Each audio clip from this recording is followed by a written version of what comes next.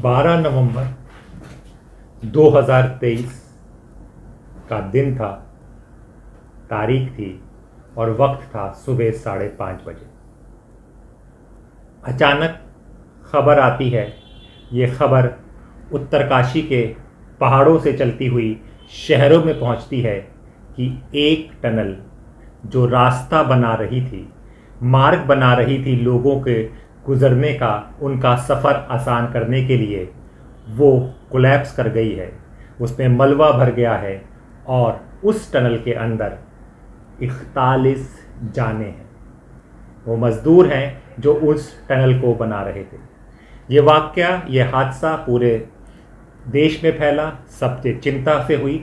लेकिन फिर भी ये खबर क्या है, असल में क्या है और किस तरह से रेस्क्यू काम करता है, एनडीआरएफ काम करती है, एसडीआरएफ काम करती है, मजदूर कहाँ पे ये टनल बन रही थी, इन सब पर चर्चा करने के लिए हमारे साथ फिल्म निर्देशक जगत जी हैं।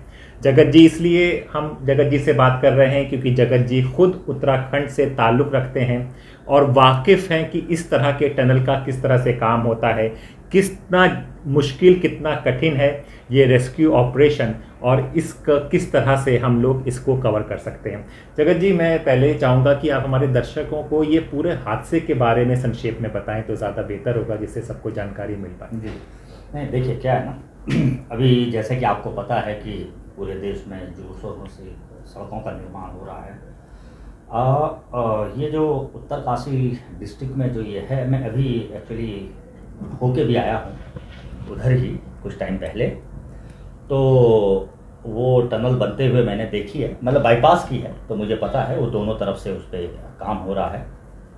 तो पहले आप उस चीज़ को समझिए कि ये है क्या। देखिए क्या है कि पहाड़ का एक मार्ग है, एक मार्ग जो बहुत ऐसे पहले ऊपर पहाड़ पे चढ़ता है, फिर उस पहाड़ के दूसरी तरफ उतरता है। ठीक है, ये एक लंबा सफ़र है ना। अब जब हम 4 लेन का निर्माण हो रहा है पूरे उत्तराखंड में, पूरे चारधाम, जिसको ऑल वेदर रोड भी कह रहे हैं, या चारधाम यात्रा सड़क निर्माण, या देश में जो सड़क निर्माण हो रहा है, कुछ भी समझ लीजिए। तो उसके तहत क्या ये किया था, यहाँ तक हम 4 लेन लिया है, यहाँ से हम एक टनल खोदेंगे और जो एक रास्ता, पुराना रास्ता है, वो जो मैंने कहा पहले पहाड़ के ऊपर चढ़ता है 4-5 किलोमीटर और फिर पहाड़ से उतरता है 5-6 किलोमीटर, ठीक है ना। तो उस पूरा रास्ता बाईपास करके और टनल से हम सीधा वहां पे उतर जाएंगे जहां पे वो रास्ता उतरता है, हम सीधा उसमें मिल जाएंगे सीधे सीधे।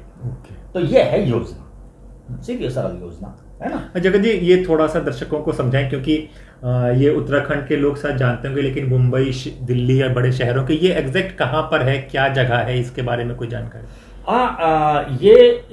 ये टनल जो है, इसके 2 छोर है ना। ये एक तरफ ये बड़कोट से चलती, बड़कोट से शुरू होती है, मतलब सड़क इधर से जाएगी तो बड़कोट से हम टनल के अंदर इंटर करेंगे। लगभग उसके नज़दीक एक बड़कोट एक जगह है, बल्कि मतलब आबादी क्षेत्र है बड़कोट, उधर से है।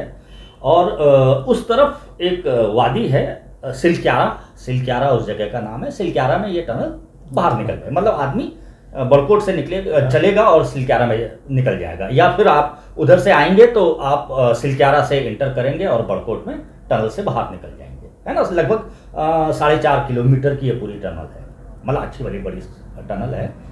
और इस पे काम चल रहा था ऑलमोस्ट, मतलब काम समझो आप ऑलमोस्ट हो ही गया था इस टनल का, कुछ मतलब बोरिंग जो टनलिंग जो है, वो टनलिंग का काम ऑलमोस्ट इसका एंडिंग पे चल रहा था मेरी जानकारी के हिसाब से। ओके, तो इसको इस तरह से समझिए, टनल क्यों बन रही है ये पहले आप क्लियर करिए, जिसको आप शायद नहीं समझ पा रहे होंगे न्यूज़ चैनल की वजह से। तो टनल इसलिए बनाई जा रही है उस सड़क पे क्योंकि वो सड़क ऑलरेडी है, अभी भी उस सड़क से लोग जाते हैं। तो वो सड़क चलती है, सिंगल रोड है, बहुत पतली सड़क है, जो एक पहाड़ी के ऊपर चलती है बड़कोट की तरफ से, और फिर पहाड़ी के दूसरी तरफ नीचे उतरती है।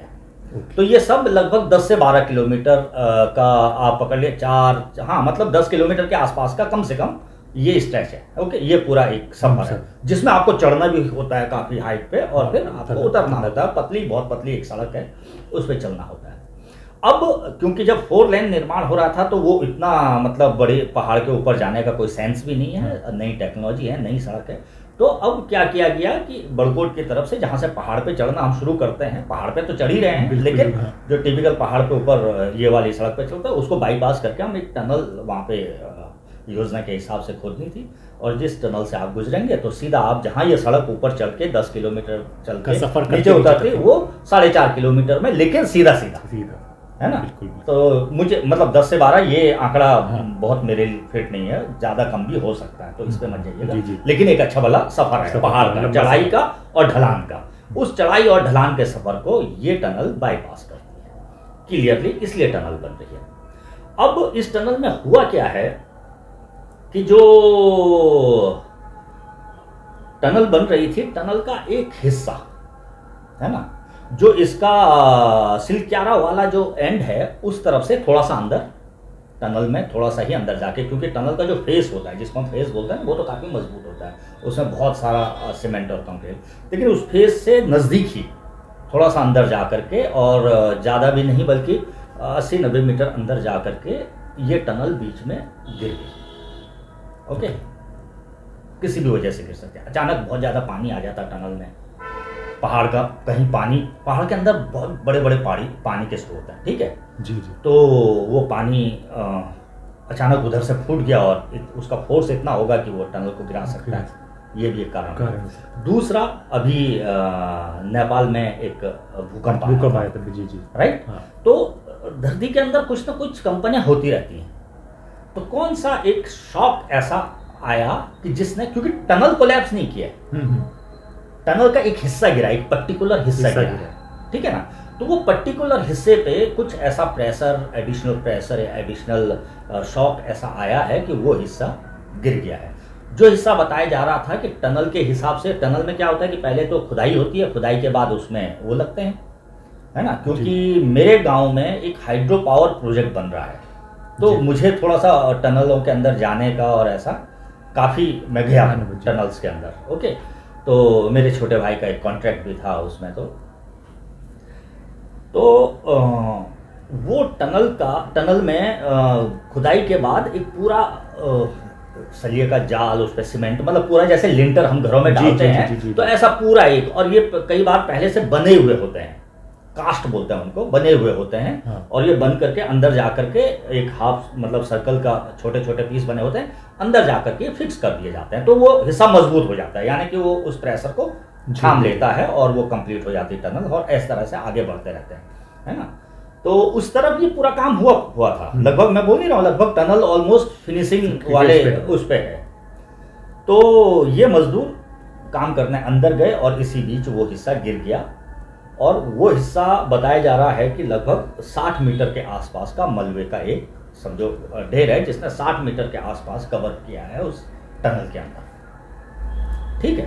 तो अब ये मजदूर जो अंदर थे वो अंदर ही रह गए, ये 41 मजदूर जो हमारे मजदूर भाई थे, जो वर्कर थे, मजदूर माने अब उसमें सब मजदूर मतलब वर्कर्स हैं, इंजीनियर भी हैं उसमें, मजदूर का मतलब सुपरवाइजर्स हैं, लोग शहरों में सोच लेते हैं कि वो जो मजदूर वो नहीं, मजदूर लेबर जो भी श्रमिक बोल सकते हैं, श्रमिक सब है, श्रमिक हम भी हैं सर, हम भी तो श्रमिक हैं, बिल्कुल। तो हमारे जैसे लोग उस टनल के अंदर काम कर रहे थे, जिसमें कोई सुपरवाइजर होगा, कोई सर्वेयर होगा, कोई ऑपरेटर होगा, है कि नहीं है, कोई रीडिंग लेने के लिए वहां गया होगा, तो ये लोग अपना अपना काम कर रहे थे, डेली रूटीन के काम कर रहे थे, जिनका टनल में ड्यूटी होगी वो टनल में इनकी 24 घंटे पूरी शिफ्ट या इनके राउंड द क्लॉक होती है, अभी इसकी खत्म हुई उसकी शुरू होगी, है ना, मशीनें होती हैं अंदर, तो उसके ऑपरेटर होते हैं और रीडिंग होती है, और मजदूर भी होते हैं, श्रमिक जो जिनको हम बोल सकते हैं लेबर, वो भी होती है, तो कई किस्म के लोग होते हैं। हाँ जगत जी, यहाँ तक हमने समझा कि किस तरह से टनल का कौन सा रास्ता है, क्यों टनल बनाई जा रही थी, वो पहाड़ियों पे चढ़ के उतरने की जगह फिर एक पूरा 4-4.5 किलोमीटर का एक रास्ता बनेगा, जिसको टनल का आज से ज़्यादा काम हो गया, और 12 तारीख 5:30 बजे ये हादसा होता है कि टनल हो जाती है। फिर 17 तारीख का दिन आता है और टनल से कुछ आवाज़ें सुनाई देती हैं, तो उनको लगता है कि कुछ जिंदगियां हैं जी। तो यहाँ पर मुझे लगता है इधर से कि अंदर लोग हैं, ये तो खैर सबको उनको पता होगा, निश्चित रूप से पता होगा, उनका रोस्टर होगा रोज का ये, बस उनका ये था कि जब ये गिरा है, जो उनके मतलब सुपीरियर ऑफिसर्स होंगे, जो इंचार्ज होंगे, उनका बस एक कंसर्न था होगा, जो मैं उस समय को इमेजिन कर रहा हूँ, कि जब ये कोलैप्स हुआ है, ये हिस्सा, ये टनल का ये एक पर्टिकुलर बहुत बड़ा हिस्सा कोलैप्स हुआ है, उस समय हमारे कितने आदमी यहाँ पर थे जो इस मलबे में दब गए होंगे, ये उनकी एक आशंका होगी। अंदर लोग हैं, कितने लोग हैं ये तो दो तीन घंटे के अंदर वो पूरा फाइंड आउट कर सकते थे, बिल्कुल बिल्कुल, राइट। लेकिन उनकी जो सबसे बड़ी चिंता होगी कि अंदर ये भी वो जानते होंगे कि क्योंकि छोर इससे लगभग 2.5 किलोमीटर दूर है, ये जो कोलैप्स हुआ है वहां से 2 किलोमीटर दूर है जहां वो काम, मतलब उनका एंड काम हो रहा है, लेकिन इन बिटवीन भी काम होते रहते हैं। बिल्कुल, ऐसा नहीं है कि केवल आखिरी छोर पे काम हो रहा है, इधर भी काम हो रहा होगा, इधर भी कुछ सर्वे चल रहा होगा, उसका कई चीजें नापी जाती हैं, कई मैंने तो देखा है टनल का काम होते हुए। तो उनकी चिंता ये थी होगी कि मलबे में कितने लोग दबे हैं और कितने हमारे सुरक्षित हैं, है ना। और उनको ये जब खबर मिली कि उनके पूरे के पूरे 41 जो कर्मी हैं वो पूरे सुरक्षित हैं, तो ये एक बहुत खुशी की बात थी, बहुत बड़ी बात थी। वरना ऐसे हादसे में 2-4 लोगों का, मतलब जो वहां पे काम कर रहे, इत्तेफाक देखिए, हो सकता है कि अभी तो कहानियां नहीं आई, अब जब ये लोग बाहर आएंगे तो आपको कई कहानियां आएंगी, कईयों की ऐसी कहानी होगी कि मैं बस 2 मिनट पहले वहां पे काम कर रहा था और फिर मेरा काम खत्म करके मैं मतलब वहां निकला और जैसे मैं आगे गया पीछे से कोलैप्स हो गया, वरना मैं दब जाता। तो ऐसा हुआ होगा, देखिए ना, मतलब ऐसे चमत्कार बहुत हुए होंगे वहां। अदरवाइज केवल उस, और वो छोटा पैच नहीं है ना, वो पैच लगभग 60 मीटर का है सर, सोचिए। तो 60 मीटर में कोई भी आदमी उस समय नहीं मौजूद था, ये भी ऊपर वाले की एक मेहरबानी है, एक ऊपर वाले की हमको शुक्रगुजार होना चाहिए इस बारे में। तो ये एक घटना हुई है, ठीक है ना। अब जो आपकी बात थी कि हाँ, आप जो कह रहे थे अब रेस्क्यू पे अगर हम आए कि रेस्क्यू का फिर सोचा भी होगा, ये तो कंफर्म हो गया होगा कि भाई हमारे कितने लोग, पहले उनको सोचा, मैंने जैसा बताया कि पहले सोचा होगा भाई कितने इसमें हमको नुकसान हुआ है जानो माल का, है ना, और कितने हमारे सुरक्षित हैं, जो सुरक्षित हैं वो किस हालत में है, ये इनका एक कंसर्न रहा होगा। और जो इनको बहुत जल्दी क्लियर हो गया कि हमारे पूरे 41 जो हमारे कर्मी अंदर है वो सुरक्षित। जी जी। अब डेफिनेटली नेक्स्ट स्टेप कि अब रेस्क्यू, उनको बाहर निकालना है, बिल्कुल, ठीक है ना। एक टनल के अंदर, वो एक टनल के अंदर फंसे, ठीक है ना, और उनको अब बाहर निकाला जाना है। तो ये खबर आग की तरह फैल गई, बड़े बड़े मतलब जितने भी हैं अपना मुख्यमंत्री, प्रधानमंत्री से लेकर के सब इसमें धीरे धीरे इन्वॉल्व हो गए, क्योंकि एक बड़ी घटना थी। और तो इसको रेस्क्यू का फिर प्लान बनाया गया, तो मैं उसको फॉलो कर रहा हूँ जब से ये हो रहा है। तो रेस्क्यू के इनके पास 3 ऑप्शन थे सर, ठीक है, जैसे कि आप लोगों ने न्यूज़ में भी देखा ही होगा, लेकिन मैं उसको अपने हिसाब से एनालाइज करता हूँ। एक तो ये था कि जो इसका सिलक्यारा जो एंड है जहाँ से ये लोग काम कर रहे थे, जहाँ मतलब इसका मेन एक्चुअली जो वर्किंग स्टेशन है वो सिलक्यारा ही है। ओके। फिर बाद में इन्होंने ये बड़कोट की तरफ से भी शुरू किया है। ओके। तो बड़कोट की तरफ से भी ये मतलब काफी अंदर जा चुके हैं, मतलब दोनों तरफ से काम हो रहा था ना इस पे कि जल्दी हो जाए, है ना। लेकिन जो मेन स्टेशन है, जो काम, मैं क्योंकि उधर से गुजरा तो मुझे जो काम की प्रक्रिया से लगा, तो मेन स्टेशन इनका सिलक्यारा ही है, क्योंकि सिलक्यारा थोड़ा सा वहाँ पे इंसान नहीं, मतलब कोई बस्ती नहीं है, तो इनको काम करने में, अपना एक्सटेंशन करने में फ्रीडम मिलता होगा, तो वहाँ इन्होंने अपना मेन स्टेशन बनाया होगा, है ना। वो जो मैं समझ रहा हूँ, क्योंकि बड़कोट अपने आप में एक, मैंने बल बताया ना, एक छोटा सा एक शहर भी है, एक कस्बा भी है, तो बड़कोट के नज़दीक ये जो है ना। तो इन्होंने सिलक्यारा, तो सिलक्यारा की तरफ से इसमें एक ड्रिल किया जाए, जिसके आजकल जो मशीन का क्या नाम है, और ऑगर मशीन आप जो सुन रहे हैं, इससे हम एक छेद करें, ठीक है ना। और वहाँ उसमें, क्योंकि वो ऑगर मशीन में लगभग ये लगा लीजिए कि 2.5 फीट के 2.5 फीट के आसपास का पाइप उसके साथ अंदर जा सकता है, और उतने में आदमियों को निकाला जा सकता है, राइट। टेक्निकल चीज। ओके। दूसरा ऑप्शन था कि क्योंकि बड़कोट की तरफ से ऑलरेडी काम चल रहा है पूरा, मतलब रनिंग में है, तो बड़कोट की तरफ से हम मैनुअली इस टनल को खोदें और को निकालें। तो वहां लगभग आपको 480 मीटर का एक पैच अभी जिस पे काम होना बाकी है, ठीक है। तो 480 मीटर के पैच में आपको खुदाई करनी है, और आप कैसी खुदाई करेंगे कि इतना बड़ा पूरे टनल बनानेंगे तब तो आपको मतलब 2024 में उसका उद्घाटन होना है लगभग, बिल्कुल। तो आपको तो वो पूरा 2024 तक उनको खोदते रहना पड़ेगा। तो पूरी टनल तो आप बनाएंगे नहीं, कुछ छोटा आप ऑप्शन ढूंढेंगे, वो कैसे करेंगे, कितना टाइम उसमें लगेगा, वो पूरा एक कैलकुलेशन का विषय था, है ना। तो और तीसरा एक ऑप्शन था कि ऊपर जो पहाड़ है, जिस पहाड़ पे मैंने कहा ना ऊपर चढ़ करके आपको पहाड़ पे जाना है, तो इस टनल के ऊपर एक जगह पे एक पहाड़, मतलब पहाड़ तो 2.5 किलोमीटर का भी स्ट्रेच है, और एक जगह पे कुछ 80-90 मीटर का वहां भी स्ट्रेच है। तो उस 80 मीटर को ऊपर से हम ड्रिल करें क्या, वो अभी प्लान भी, बल्कि फॉर्मली उस पर भी काम चालू हो चुका है। ओके।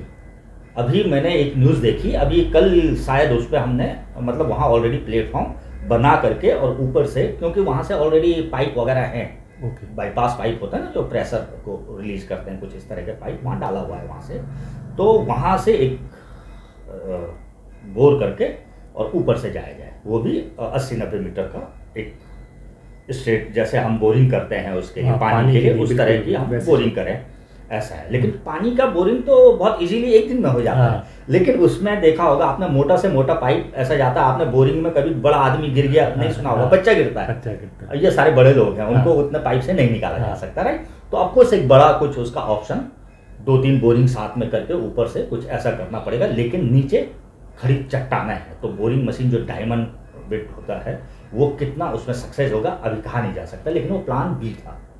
ओके। तो सब ने सोचा कि प्लान ए यही वही है कि ऑर्गर मशीन से इसको अंदर काटेंगे, और ऑर्गर मशीन क्योंकि एक 1.25-2.5 फीट के पाइप को अंदर धकेल, मतलब उससे उसके सारे इतना मोटा पाइप अंदर धकेला जा सकता है, और इतने बड़े छेद से आराम से लोगों को निकाला जा सकता है। आप भी जानते हैं 2-2.5 फीट से हम, मतलब हमारे बाथरूम के दरवाजे की चौड़ाई ये 2 फीट होती है, तो इतना भी अगर एक हमको डाया मिल गया तो उसमें से इंसान को आराम से निकाला जा सकता है। तो ये प्लान पे सबकी सहमति हुई इन लोगों की, और इन लोगों ने कहा ये सबसे सक्सेस रहेगा। अब समझते हैं यहाँ पर जो चीजें थोड़ा आपको समझ में नहीं आएगी वो बताता हूँ मैं। ये ऑर्गर मशीन क्या है, ऑर्गर मशीन वहां पे क्यों थी होगी साइड पे, आपने सोचा कि ऑर्गर मशीन या तो आई होगी, ये दिल्ली से शायद मंगाई गई, ओके, तो दिल्ली से मंगाई गई ये, क्योंकि बोरिंग टनलिंग की मशीन नहीं है, पहले तो आप लोग ये क्लियर समझिए, ये टनलिंग की मशीन है। अब मैं ये बताता हूँ आपको, आपने कभी देखा कि एक आप जब कोई मकान बनाता है, या किसी ने मकान बनाया हो आप लोगों ने, या किसी का मकान बनते हुए देखा, तो फाउंडेशन खोदने के लिए आजकल एक ट्रैक्टर बुलाते हैं जिस पर एक ड्रिल लगा होता है, और वो आपको छेद बना के दे देता है नीचे। ये पूरे आप उसे पिलर कर सकते हैं, है ना। तो नीचे छेद बना देता है, और वो देखा उस ड्रिल को आपने देखा है कैसा रहता है, बिल्कुल। तो एग्जैक्ट वैसी ही एक मशीन है, उसका एक मतलब सुपर वर्जन, एक मतलब हाईटेक वर्जन बता दो, समझ लीजिए आप, वो एक है, ठीक है ना, जिसमें एक उसी तरह की बिट लगी हुई है, सेम बिल्कुल वही। ये टनलिंग के मतलब की मशीन है। ये क्या है, ये जमीन पे छेद करने की है, लेकिन ये क्योंकि इसके बिट वगैरह हाई कार्बन स्टील से बने हुए हैं, तो ये सीमेंट और हार्ड सरफेस जो होता है उसमें भी छेद करके उसके मलबे को, यानी कि आगे को छेद करेगी, मलबे को पीछे को फेंकेगी, समझ रहे, तो मतलब खाली होता रहेगा, और ये जाएगी एक पाइप के अंदर से बाहर जाएगी, वहां छेद करेगी, जैसे ये थोड़ा छेद करेगी साथ में पाइप को प्रेशर मतलब इसी के अंदर घुसाया जाएगा, बिल्कुल, ठीक है। फिर ये मशीन वापस पाइप के अंदर आ जाएगी, फिर ये छेद करके पाइप के बाहर से निकलेगी, जैसे ये बाहर निकलेगी, जितना बाहर निकल जाएगी, एक उसका अपना एक पूरा फिक्सिंग मीटर होगा, पूरा एक कैलकुलेशन होगा मशीन का, और मतलब किस तरह से उसको चलना है, और हाइड्रोलिक प्रेशर से, और ये जो बाकी पाइप है फिर उसको आगे भेज दिया जाएगा, ठीक है। तो यानी कि ये उतना ही छेद कर रही है जितने पाइप को जरूरत है, एक्चुअली पाइप से थोड़ा छोटा ही छेद कर रही है प्रैक्टिकली, समझ रहे आप, लेकिन क्योंकि छेद करते समय ना आसपास का भी तो सरफेस जो होता है ना वो ढीला हो जाता है। ऑफकोर्स आपका होल तो इतना बड़ा हुआ है, लेकिन सरफेस तो इतना ढीला हो गया कि जिससे को पाइप वो अच्छे से प्रेशर में अंदर डाल देते हैं, बिल्कुल, ठीक है। फिर ये अपने प्लेट, फिर ये आगे थोड़ा थोड़ा जाती, और इस तरह से इन्होंने अच्छे से इस मलबे में छेद किया, ठीक है। तो इन्होंने ये अभी जो अभी बिल्कुल करंट न्यूज है कि वो 8-9-10 मीटर रह गया है। तो यानी कि ये 40-45 मीटर तक तो बहुत इजीली फटाफट गए, क्योंकि ड्रिल की तरह जैसे दीवार में आप छेद करते हैं, ऐसे ड्रिल की तरह वो कूड़ा बाहर, मतलब जो भी मलुआ है वो बाहर आता रहा और ड्रिल अंदर जाती रही, साथ में पाइप को धकेलते रहे और फटाफट ये 40-45 मीटर ये चले गए। ओके, 40-45 मीटर जाने के बाद, मतलब 40-45 मीटर क्या था कि वो मलुआ जो सड़क के और पूरा जिसने 60 मीटर का स्ट्रेच बनाया था, एक पैच बनाया था, उस पैच का, लेकिन मेन जो जहां पर टनल में लगे हुए जो सपोर्ट हैं, ये तो वो मलबा था जो पहाड़ का भी साथ में दरदर आया होगा। भाई 60 मीटर मलबा कोई टनल का मलबा थोड़ी आया, टनल का तो एक हिस्सा गिरा होगा, है ना। तो अगर वो 60 मीटर का टनल का पूरा हिस्सा भी गिरेगा तब भी आपके पास मलबा उतना नहीं होगा, क्योंकि टनल खोखली है ना सर। बिल्कुल, टनल तो खोखली है, तो आपके अगर छत भी गिरेगी तो केवल छत का मलबा होगा। छत का मलबा 60 मीटर में भी होगा तब भी आप ऊपर से जा सकते, नीचे से। तो ये पहाड़ का मलबा भी आया होगा ना, मैंने बताया ना, जिस प्रेशर से वो पूरा पहाड़ भी आया, तो वो मलबा तो आराम से निकल गया। इस क्या ना, ये ऑर्गर मशीन ने काट लिया। लेकिन जब, क्योंकि ये ऑर्गर मशीन सीमेंट काट सकती है, इतना इनको मतलब इनका कहना है, हम उसके बारे में बहुत ज्यादा जानते हैं और पढ़ाएंगे, लेकिन सीमेंट तक को, जैसे हमारी जो मैंने बताया फाउंडेशन वाली मशीन है, वो केवल मिट्टी को कर सकती है सर, पत्थर आएगा वो नहीं छेद बना पाएगी, राइट। तो ये लेकिन मशीन है, ये छोटे मोटे पत्थर को भी खींच लेगी, काट लेगी, हल्का फुल्का काटेगी तो नहीं पर खींच लेगी, है ना। और बड़ा बोल्डर आएगा तो अटक जाएगी, ठीक है ना। और लेकिन सीमेंट वगैरह का कोई स्लैब वगैरह है जो लगे हुए हैं, उनको ये काट सकती है। ऐसा ये टेस्टेड होगी मशीन, जो मुझे लगता है, और उसकी वजह से उसको भेजा। अब जो स्लैब गिरा होगा, वो स्लैब ऐसे नहीं गिरा होगा सर, यहाँ पे से इसने छेद किया और अंदर चली गई, वो कोई ऐसा गिरा होगा, कोई ऐसा गिरा, और उसमें एक सलिया का जाल होगा पूरा। बिल्कुल, आप समझ रहे हैं, मतलब जैसे आप लेंटर डालते हैं तो उसमें जाल बनता है, जाल सेम जाल होता है, बहुत हैवी सरिया का जाल होता है सर। अब ये जब गिरा होगा तो ये ऐसे थोड़ी गिरा है, मतलब ऐसे खड़ा थोड़ी हो गया रास्ता रोक के कि आप यहाँ से छेद करेंगे और इधर से निकल जाएंगे, थोड़ा बहुत सरिया आएगा तो इधर से कहीं से तरह से कटवा देंगे किसी मैनुअल से उसको और निकल जाएंगे। ये कोई ऐसे गिरा होगा स्लैब, कोई उसमें ऐसे गिरा होगा, यानी कि कोई सरिया इधर होगी कोई उधर होगी, वो पूरा एक होगा। और ये मशीन किसी भी हालत में सलिया को नहीं काट सकती, वो तो आपको मैंने क्लियर बता दिया, है ना। सलिया काटने के लिए नहीं, ये मतलब बोरिंग इस तरह के टनलिंग की मशीन नहीं है सर, ये केवल छेद करने की मशीन है जमीन पर, बिल्कुल, है ना। और ज्यादातर टेस्टिंग वगैरह में यूज करते हैं इसको, है ना। तो अब ये मशीन जब मेन जगह पहुंची जहां की टनल के स्लैब गिरे हुए थे, उस मलबे के साथ, वही गिरे तभी तो मलबा ऊपर से आया, है ना। तो वो मलबे के साथ उन पे गई, तो ये जैसे सलिया पे टकराई तो ये डैमेज कर देगी। अच्छा, अब इसका डैमेज होने का एक और चीज मैं बताता हूं जो शायद आपको न्यूज से समझ में नहीं आ रहा होगा। मैंने बताया कि ये मशीन पाइप के अंदर रहती है, पाइप के अंदर से इसका बिड बाहर निकलता है, छेद करता है, छेद करता जाता है। जैसे जैसे बिड छेद करेगा, मलबा पाइप के अंदर आकर के बाहर निकलेगा, उससे जो ये बाहर निकलने के लिए उसमें वो होती है पूरी एक चैन, है ना, उसके सहायता से क्या बोलते हैं उसको, अभी दिमाग में नहीं आ रहा था। तो वो मलबा पाइप के अंदर आएगा और जैसे ही बिड थोड़ा सा आगे जाएगी तो पाइप भी आगे खिसका दिया जाएगा, फिर आगे बिड जाएगी, पाइप भी आगे खिसका दिया जाएगा। दिस इज द प्रोसेस जो मैंने बताया आपको। अब इसमें प्रॉब्लम यह है, बिड तो आगे है, अब बिड काम कर रही है और सरिया पे बिड टूट गई, ठीक है सर। अगर बिड टूटेगी, वो तो एक मतलब चौड़ी बिड है ना ऐसी, क्योंकि वो, लेकिन वो बिड टूट करके वो पाइप से बड़ी हो जाएगी सर, क्योंकि उसका बिड खुल जाएगा तो पाइप के अंदर वापस नहीं आ पाएगा। यानी मशीन मतलब मशीन खोल करके उसका बिड को छोड़ना पड़ेगा और बाकी जो उसका सिस्टम है पीछे का वो निकालना पड़ेगा सर, है ना। वो ऑटो ही है, वो मशीन ऑटो ही खुल जाएगी, मतलब इसी के कारण जो भी डिले हो रहा है वो शायद इसी के वजह से, ये सबसे बड़ा प्रॉब्लम है सर उसके साथ, समझ रहे हैं आप। जी। तो अभी पहले भी ये हो चुका है, तो पहले एक्चुअली जो बिड है उसको उतना बड़ा नुकसान, मतलब वो इतना कटी और सरिया में फंस गई, तो इन्होंने उसको घुमा के उल्टा सीधा, जैसे होता है ना कोई चीज फंस जाती है तो आप उसको उल्टा सीधा करके और उसको पूरा मशीन पूरी बिड को बाहर निकाल दिया। फिर लोग गए ऑक्सीजन सिलेंडर के साथ उस 2 फीट के पाइप में, 2 फीट के पाइप में जाकर के उन्होंने वो सलिया जिसमें बिड फंसा होगा, वो सलिया का पूरा एरिया, उतना एरिया क्लियर किया होगा बिड के लिए। ओके, तो वो पूरा सलिया उन्होंने निकाल दिया, काट करके वेल्डिंग से काटा होगा, वहाँ जो भी उनकी मशीनरी अवेलेबल है, अभी तो लेज़र वगैरह वो ले आए हैं शायद, प्लाज्मा लेज़र, लेकिन पहले जो भी उनके पास अवेलेबल था उनसे उन्होंने सरिया काटा, वो सरिया के टिकले बाहर निकाले, फिर नया बिड मशीन पे लगा करके और मशीन को वापस कर दिया। अंदर पे चलता जगत जी ये तो सही आपने बताया, सब कुछ एक्सप्लेन कर दिया। ये हमारा बाहर क्या हो रहा है इसके बारे में जगत जी ने पूरा समझा दिया। अब बाहर जी थोड़ा अंदर चलते हैं। अंदर की क्या स्थिति होगी उसकी कोई कल्पना कर सकते हैं कि सबसे बड़ी चीज़ की लोग जानना चाहेंगे कि वहाँ पर क्या रोशनी होगी, वो कितना बड़ा स्पेस होगा, क्या खड़ा हो सकता है या बैठे ही सब लोग होंगे, या फिर खाना या पीना इनको मिल रहा है, तो वो हमें पता है कि वो सब आकर हमें पता चलेगा, लेकिन आपको अनुभव अगर कुछ हो तो किस तरह से मैं बिल्कुल उसमें मैं आपको बहुत क्लियर बता देता हूँ। तो अभी जो मैंने बताया वो फर्स्ट फेलियर था, उसके बाद वो क्लियर हो गया था और आगे चले गए, ठीक है। इसके बाद अभी जो सेकंड चल रहा है उस पर हम लास्ट में आएंगे, क्योंकि वहीं पे चल रहा है, वहीं पे अभी बिल्कुल स्थिति वहीं पे है, और आगे क्या प्लानिंग है उस पर हम लास्ट में आते हैं। अब जो आपने पूछा पहले उस पे चले, जंप कर लेते हैं, ओके। तो वो ऐसा है कि वो जो 41 लोग हैं वो सारे सुरक्षित हैं। आपको मैं जो चीज़ बताऊं इसमें कि सबसे अच्छी बात इसमें ये है कि वो टनल बहुत दूर तक कंप्लीट हो चुकी है सर। ओके। इन लोगों के पास 2 किलोमीटर का एक एरिया है। ये चाहे तो सुबह पूरा 2 किलोमीटर मतलब एरिया पूरा रन कर सकते हैं, यानी कि इनके पास एक बहुत खुला स्पेस है। और टनल सर, जो ये टनल है, आप कभी भी आप रेलवे की टनल से जाएंगे तो बड़ी छोटी होती है सर रेलवे की, लेकिन आप कभी रोडवेज की टनलों में अगर आप गए होंगे तो ये पूरी टनल रेडी है, यानी कि उतनी बड़ी टनल है सर। ओके, आप समझ रहे हैं?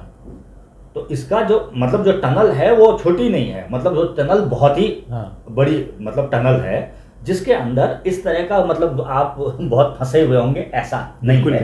ये 41 लोग बहुत आराम से वो 2 किलोमीटर के एरिया में है, यानी कि वो 2 किलोमीटर का एरिया में आप चहलकदमी कर सकते हैं, मतलब एक जगह पे नहीं फंसे हैं वो, है ना। और इसकी चौड़ाई भी मतलब जैसे एक 2 वे रोड की चौड़ाई कितनी होती है सर, है कि नहीं है? जी जी, समझ रहे हैं? तो उतनी चौड़ाई इसकी है। एग्जैक्ट आप गूगल करेंगे आपको 1 मिनट में मिल जाएगा, है कि नहीं है?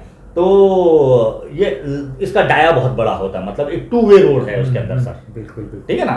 तो 2 वे रोड उसके अंदर से जाएगी, और जो 2 वे रोड जाती है मतलब अच्छी भली रोड होती है सर। 2 वे रोड ऐसा नहीं होता है कि बहुत पतली 2 रोड होती है, बहुत चौड़ी 2 रोड है ना। तो इस तरह का मतलब कम से कम 40 से 50 का रोड ही होती है फिर 2, और उसके थोड़ा बाहर फिर इसका एक स्पेस हल्का सा रहता है ना। और उसके बाद वो टनल खुलती है ना।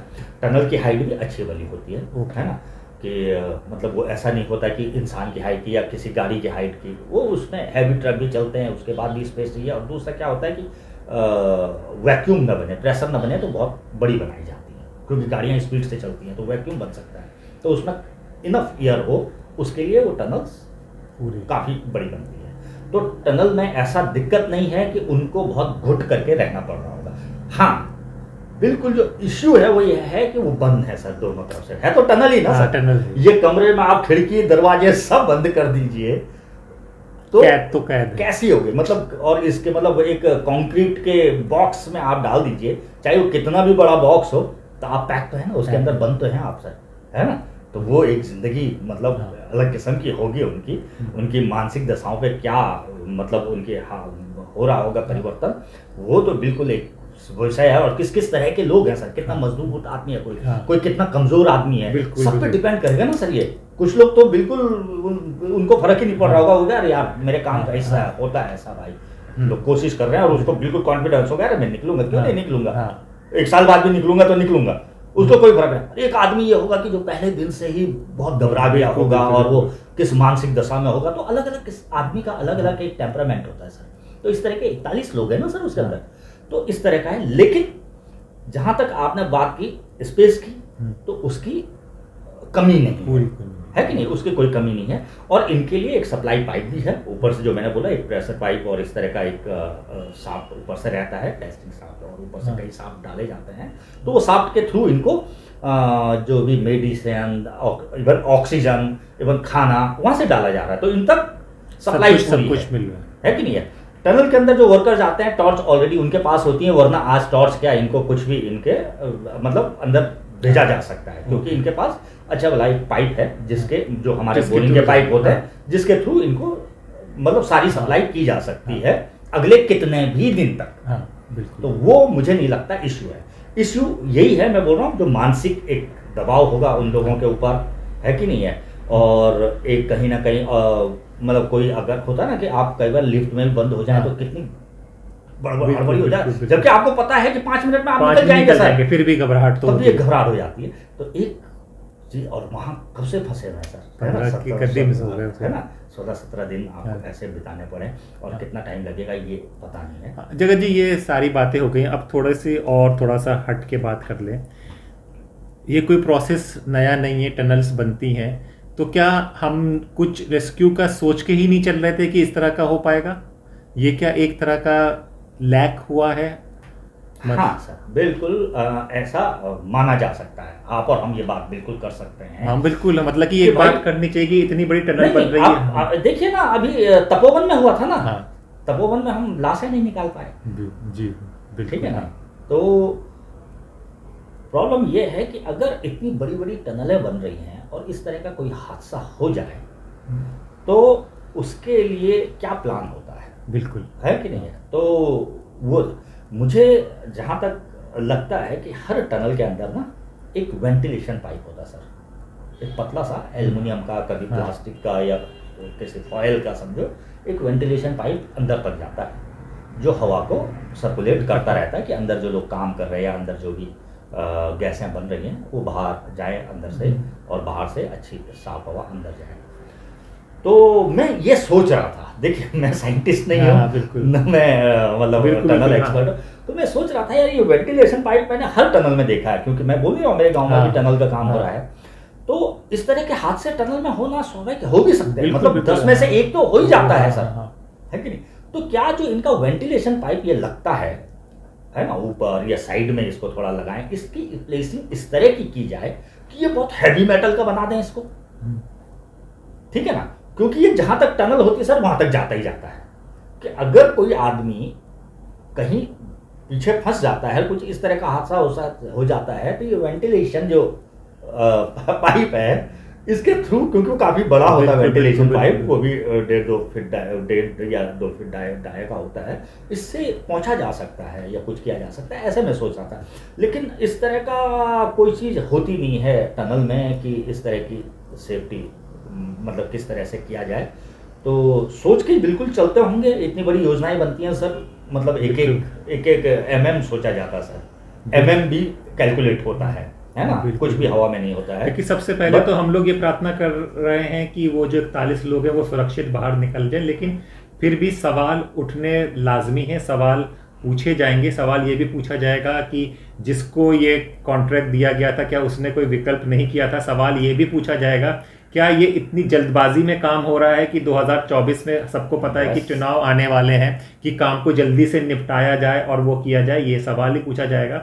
सवाल मीडिया पे भी पूछा जाएगा। मीडिया, अगर आपको याद होगा, आज से 15 साल पहले एक बच्चा प्रिंस था, प्रिंस ट्यूबवेल में गिरा था, तो मीडिया 24 घंटे 48 घंटे उस चीज़ की कवरेज करता रहा था। और सवाल हमारे देशवासियों पे भी पूछा जाएगा कि जो मैच पे वर्ल्ड कप में लगे रहे थे और बाद में उनको इस 41 दिन का ख्याल आया था। जगत जी, ये सब हादसे होते थे। आप विदेशों में भी रहे हैं, आपने विदेशों का भी प्रोसेस देखा, आप US में जाते रहे हैं। क्या इतना दिन अगर कहीं विदेश में होता तो ये वक्त लगता जो इतना लग रहा है चीज़ों का? नहीं, मुझे लगता है डेफिनेटली उनके पास ज़्यादा सॉलिड प्लान होते। यहाँ पर बिल्कुल दिखा हर कोई रहा है कि हम पूरा वो कोशिश कर रहे हैं। मैं जान रहा हूँ इस समय जो हो रहा है वो हो तो रहा है, लेकिन वो विकल्प नहीं था। मैं नहीं मानता ये जो ऑगर मशीन है, ये जो काम कर सकती है सारे इंजन, वो कहीं भी सीमेंट को काट सकती होगी, बिल्कुल मैं मानने को तैयार हूँ, अगर इतनी मतलब बड़े इंजीनियरों का टेस्टेड मशीन है वो। लेकिन वो सलिया पे फंसेगी क्या, ये पता नहीं था। और वो सलिया पे चल ही नहीं सकती, वो बड़े बोल्डर पे नहीं चल सकती सर। पहाड़ गिरा है, मैं कह रहा हूँ सलिया नहीं फंसा, एक बड़ा बोल्डर सामने होता तब क्या करते आप, आपकी योजना वहीं पे रुक जाती। बिल्कुल, ठीक है ना। तो आप क्या मान के चल रहे थे कि ये मशीन क्या काम कर सकती है? आपने कौन सी हाइट इस मशीन को जाने की चुनी होगी? आपने क्या कैलकुलेशन किया होगा कि स्लैब गिरे होंगे तो वो कितनी हाइट तक स्लैब रुके होंगे? क्या हम उसके ऊपर से जाएं या हम स्लैब के नीचे से निकल जाएंगे, ऐसा आपने सोचा? आप स्लैब से नहीं टकराएंगे, और टकराएंगे तो उसको कैसे हैंडल करेंगे? बिल्कुल। क्योंकि वो मशीन तो एक जिस तरह का सलिया इस कंस्ट्रक्शन में यूज होता है, उस सलिए के साथ घूमेगी तो उसके पूरे ब्लेड को, क्योंकि उसके पूरी प्लेट्स हैं सर, वो कोई ऐसा बिड नहीं है लोहे का सॉलिड डायमंड जिससे हम वो करते हैं, मतलब ड्रिल करते हैं, या ऑयल इंडस्ट्री में जो यूज होता है डायमंड ड्रिल, वो नहीं है सर, वो प्लेट्स हैं सर। एक प्लेट्स घूमी हुई है, जैसी चूड़ी बनी हुई है, जो घूमती है तो मलवा उल्टी तरफ बाहर निकलता है और वो आगे बढ़ती है। ठीक है, तो वो सलिया पे तो काम करने वाली नहीं थी। मैं कह रहा हूँ कि इवन कोई बोल्डर अगर पहाड़ गिरा है अंदर, हमको तो पता नहीं है ना उस मलबे के अंदर कितना बड़ा बोल्डर है, उस बोल्डर पे भी वो रुक जाती। तो उसको किस तरह से इन लोगों ने उसके लिए क्या सोचा था, इनका कहना है कि प्लान बी था ऊपर, जिसपे इन्होंने काम भी शुरू कर दिया आज से, है ना। लेकिन मुझे पता है निकालेंगे एसी मशीन से, क्योंकि अब रह गया है 10 मीटर। वो 10 मीटर में ही सबसे ज्यादा ये है। एक चीज जो आप कह रहे थे उसमें मुझे एक चीज और आ रही थी, माना ये टनल पूरी बन जाती है और उस पर यातायात चल रहा होता, तब कर जाती, तब क्या होता? बिल्कुल, हाँ, भगवान ना करे ऐसा हो, लेकिन कभी हो जाता है, हादसा हो सकता है। यानी कि उसके जो निर्माण क्वालिटी है उस पे भी सवाल उठता है सर, क्योंकि बनी हुई टनल गिरी है सर, अंडर कंस्ट्रक्शन टनल नहीं है वहां पे। आप जो आपको बताया नहीं जा रहा है, टनल उस जगह पे जहां पर कोलैप्स किए है वहां पे बिल्कुल भी अंडर कंस्ट्रक्शन नहीं है। अंडर कंस्ट्रक्शन क्या है? उस पे रोड जो कि टनल कंप्लीट होने के बाद बनेगी, उस पे लाइट्स, उसकी ब्यूटी, वो अंडर कंस्ट्रक्शन है। लेकिन टनल जितनी बन सकती है, जो टनल में होना है, वो सब हो चुका है सर वहां पे। बिल्कुल। वहां पे कुछ ऐसा नहीं रह गया कि यहाँ अभी हमको और मजबूती के लिए स्लैब लगाना था, यहाँ पे हमको मतलब प्लस्तर करना था, यहाँ चिनाई करनी थी, ये कुछ ही नहीं है सर। टनल वो कंप्लीट है जो गिरी है, तो कंप्लीट टनल गिरी है। यानी कि ये अगर कंप्लीट होने के बाद, यानी कि उद्घाटन के बाद यातायात खुल जाता तब गिरती, तब क्या होता सर? यात्रा सीजन में गिरती तब क्या? गंगोत्री यात्रा का मार्ग है सर, बिल्कुल। तब क्या होता? गंगोत्री यमुनोत्री को वही जोड़ता है, वही मार्ग, ये बता दूं मैं आपको। ये वाला जो टनल की बात हो रही है, ये गंगोत्री यमुनोत्री को यही जोड़ेगा मतलब वो रास्ते को, बिल्कुल जो गंगोत्री यमुनोत्री एक साथ करते हैं उसके लिए है ये। तो तब क्या होता? कितने गाड़ियां होती? तो ये चीजें तो एक बार ये सवालिया निशान तो है सर, इस पे तो बिल्कुल बात होनी चाहिए और न्यूज चैनलों को इस पे बात करना चाहिए और इस पे रिसर्च करना चाहिए कि ये कैसा, क्योंकि ये अंडर कंस्ट्रक्शन टनल बिल्कुल है, लेकिन जो हिस्सा गिरा है वो टनल के रूप में पूरी तरह से निर्मित हो चुका था। वो हिस्सा पूरी तरह निर्मित हिस्सा था, जिस पर एक ऐसा प्रेशर आया है कि एक पर्टिकुलर हिस्सा उस टनल का गिरा है और उसी रास्ते से बहुत सारा ये 60 फीट का मलबा उस टनल में भर गया है। और बिल्कुल सर, इस पे भी चर्चा होनी चाहिए कि पहाड़ पे जो इतना कंस्ट्रक्शन का काम हो रहा है, इतना बराबर चल रहा है, विकास ज़रूरी है, विकास सब चाहते हैं, लेकिन जो पहाड़ है, पहाड़ की जो खूबसूरती, पहाड़ की जो नेचुरलिटी है, उस पर इतना कंस्ट्रक्शन का जो लोड पड़ रहा है, वो पहाड़ सह पा रहा है कि नहीं है पा रहा। आए दिन हम देख रहे हैं कि हेलीकॉप्टर उतर रहे हैं, कंक्रीट का पूरा एक जंगल बनता जा रहा है, शहर की तरह तब्दील हो जा रहा है। तो ये जब किया होगा, टनल का किया होगा, ज़रूर इसको टेस्ट किया गया होगा पहाड़ को, कि पहाड़ के अंदर है कि हम कर सकते हैं, कि आगे हो सकता है, हादसा नहीं हो सकता। ये कई सवाल हैं जो पूछने चाहिए, क्योंकि भाई ज़िंदगी है, ज़िंदगी सबसे ज़्यादा इम्पॉर्टेंट है, और हम लोग विकास ज़िंदगी को अच्छा करने के लिए ही कर रहे हैं। विकास अगर ज़िंदगी ना रहेगी तो विकास का कोई मतलब नहीं रहेगा। तो हर चीज़ के साथ करना है कि किस लिए ये हुआ, इस पे ज़रूर बात होनी चाहिए। इसलिए नहीं कि किसी को छोटा या नीचा दिखाने के लिए, इसलिए ज़रूर होनी चाहिए कि आगे इस तरह के हादसे ना हो। हम इसीलिए ये चर्चा कर रहे हैं कि आगे इस तरह के हादसे ना हो, इसलिए इस पर बात होनी चाहिए। आगे क्या रहेगा इस पर भी हम चर्चा लेंगे। आज का वक्त यहीं तक का था। आगे हम जगत जी के साथ आएंगे या किसी और गेस्ट के साथ आएंगे। और ऐसे आखिरी में जो आपने बात की उसको मैं इस तरह से कंप्लीट करता हूँ सर जी, जो लोगों, आपके ऑडियंस को भी पता होना चाहिए, जो ये हिमालयी क्षेत्र है ना सर, अभी आप ये जब एक इस धरती की रचना के हिसाब से हम हिमालय को समझें अगर, तो हमारे देश में कानून है सर बाल विवाह का, बिल्कुल ठीक है ना, कि आप किसी कम उम्र बच्ची की शादी नहीं कर सकते। हिमालय वैसे, यानी कि वो गर्भधारण नहीं कर सकती सर, वो खुद मर जाएगी या फिर व्यथित हो जाएगी। हिमालय अभी वो बच्ची है सर इस धरती की रचना में। हिमालय के पहाड़ अभी परिपक्व नहीं है सर, वो बिल्कुल किशोरावस्था में भी नहीं, मतलब पहुंच ही रहे हैं, अभी पूरे पहुंच रहे हैं, अभी बाल्यकाल में है सर, ठीक है ना। लगभग 1 लाख 2 लाख साल बाद वो जवान होंगे सर, ठीक है। तो ये अभी ये पूरा हिमालय हमारा धरती की रचना के हिसाब से किशोरावस्था में है, ठीक है ना।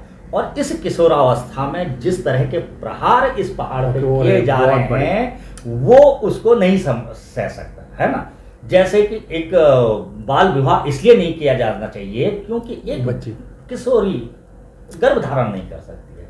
इसी तरह ये किशोर पहाड़, ये हिमालय, ये किशोरावस्था का पहाड़ जिसका नाम हिमालय है, ये अभी पूरी तरह से परिपक्व नहीं हुआ है ना। और इसकी कम उम्र में ही इसको इस तरह से जो ओवर एक्सप्लॉइट किया जा रहा है, तो ये बड़ा दुखद है। मुझे उम्मीद है कि जगत जी की ये बात, क्योंकि हम लोग सोशल मीडिया और डिजिटल दुनिया में हैं, तो नया यूथ, नया बच्चा इस तरफ ज़्यादा है, तो ये बात को समझेगा और आने वाले अपने देश को और सुंदर और मजबूत बनाएगा। आज की चर्चा इतनी, फिर होगी आपसे मुलाकात, तब तक के लिए नमस्कार।